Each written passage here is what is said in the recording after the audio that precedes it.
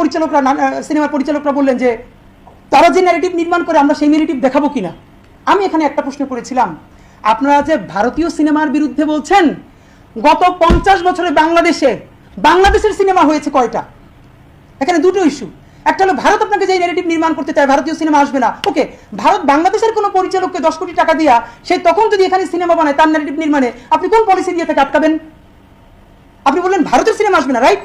নাসিরউদ্দিন ইউসুফ বাচ্চু তার গেরিলা সিনেমায় দেখাচ্ছে মসজিদের ইমাম সাহেব বের হয়ে যখন হিন্দু নারীদের উপরে আক্রমণ হচ্ছে সে এসে ফতোয়ার মতো বলছে এগুলো সব নিয়ে যাও, সব গনিমতের মাল।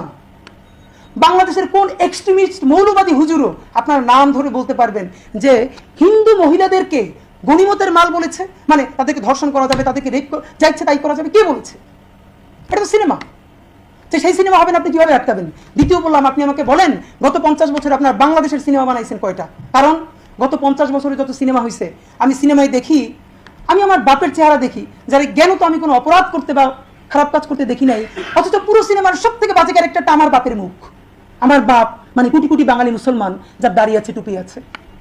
আপনার বাঙালি সিনেমা বানাইছেন কয়টা? তখন আমি বললাম একটা গল্প বলেন। 47 কেন্দ্রিক সব থেকে, এটি পাকিস্তানের, এই গল্পটা বলে আমরা শেষের দিকে আসবো। দেখেন 47-এর যে দেশভাগ, এই দেশভাগ নিয়ে অনেক বড় বেশি তো সিনেমা হয় নাই, আপনার খেয়াল করে দেখবেন সব থেকে বেশি সিরিয়াস কাজ করেছে ঋত্বিক ঘটক।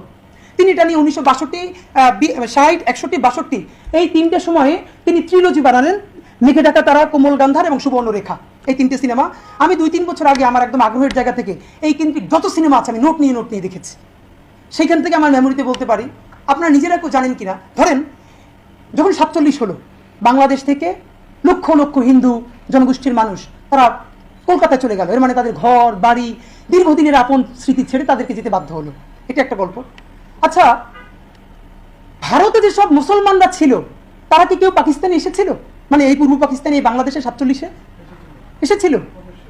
একটা সিনেমা পারলে বলেন 47 থেকে শুরু করে এখন পর্যন্ত হয়েছে, যেই সিনেমায়, প্রত্যেকটা সিনেমায় পোট্রে করা হয়েছে বাংলাদেশ থেকে পশ্চিমবঙ্গে যে হিন্দুরা যাচ্ছে তাদের ঘর ছেড়ে, বাড়ি ছেড়ে, আত্মীয় স্বজন ছেড়ে, কি করুণ পরিণতি, তারা খালি হাতে চলে যাচ্ছেন। এর চেয়ে তো মর্মান্তিক গল্প আসলেই নাই ভাই।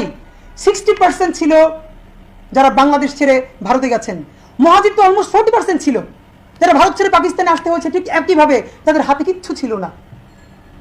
একটা সিনেমা আপনি পাবেন না যেই সিনেমায় পোট্রে করা হচ্ছে ভারতে ঘর বাড়ি আত্মীয় স্বজন ছেড়ে পূর্ব পাকিস্তানে এসে হাজির হয়েছে শূন্য হাতে।